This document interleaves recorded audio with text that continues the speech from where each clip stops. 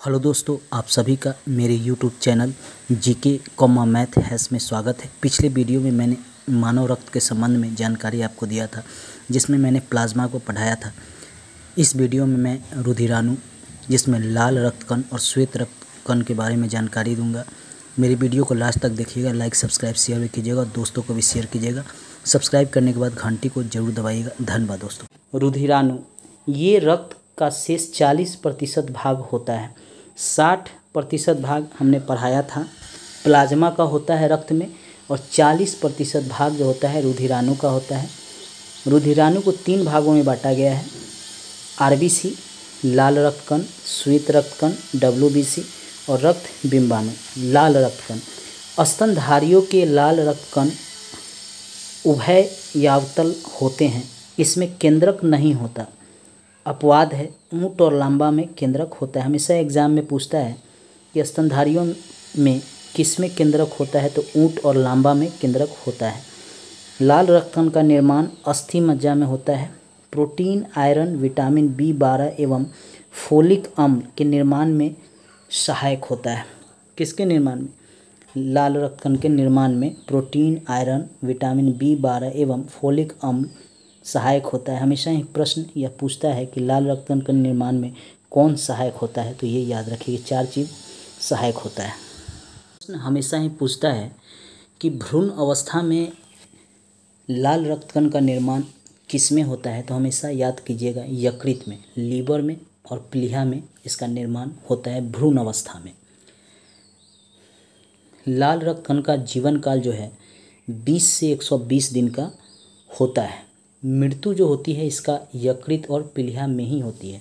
भ्रूण अवस्था में निर्माण भी यकृत और प्लीहा में, और मृत्यु भी यकृत और प्लीहा में ही लाल रक्त कण का होता है। इसलिए इसे लाल रक्त कण का कब्र भी कहा जाता है। इसमें हीमोग्लोबिन होता है, हीम नामक रंजक के कारण होता है। इसके कारण रक्त का रंग लाल होता है। ग्लोबिन लौह युक्त प्रोटीन है जो ऑक्सीजन एवं कार्बन डाइऑक्साइड से संयोग करने की क्षमता रखता है। ग्लोबिन जो है वह प्रोटीन है। हमेशा याद रखिएगा कि पूछता है ग्लोबिन क्या है, तो लौह युक्त प्रोटीन है। हीमोग्लोबिन में पाया जाने वाला लौह यौगिक हीमैटिन है।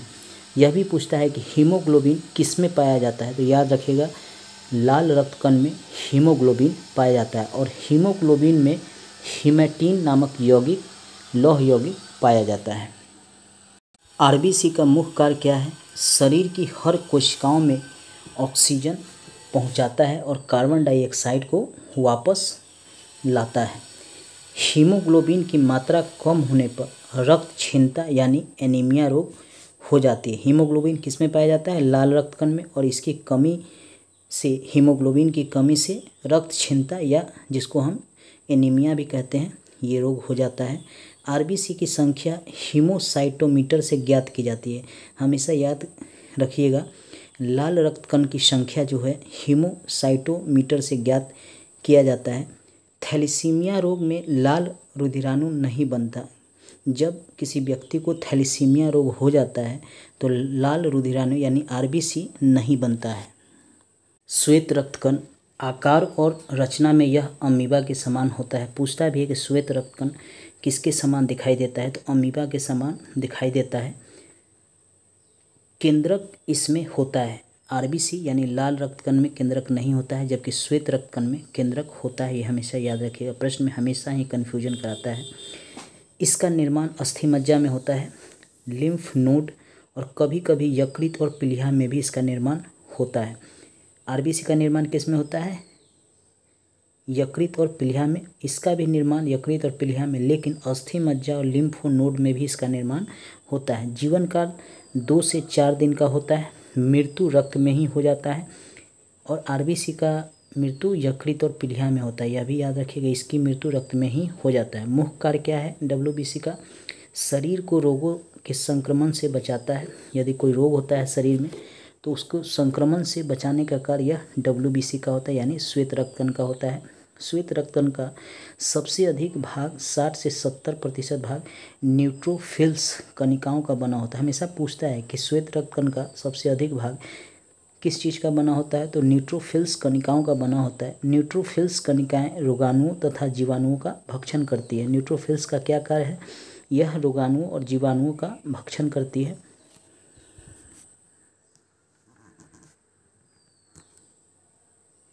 प्रश्न है, प्लाज्मा जो कि रक्त का एक घटक है, एक डैश है द्रव।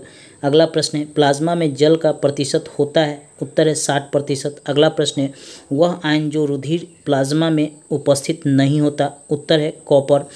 अगला प्रश्न है, मनुष्य की लाल रक्त कोशिकाओं का जीवन काल कितना होता है? उत्तर है 120 दिन। अगला प्रश्न है, आरबीसी का कब्रिस्तान किसे कहा जाता है? उत्तर है प्लीहा। अगला प्रश्न है, श्वेत रक्त कणिकाएं कितने प्रकार की होती हैं? उत्तर है 5 प्रकार की।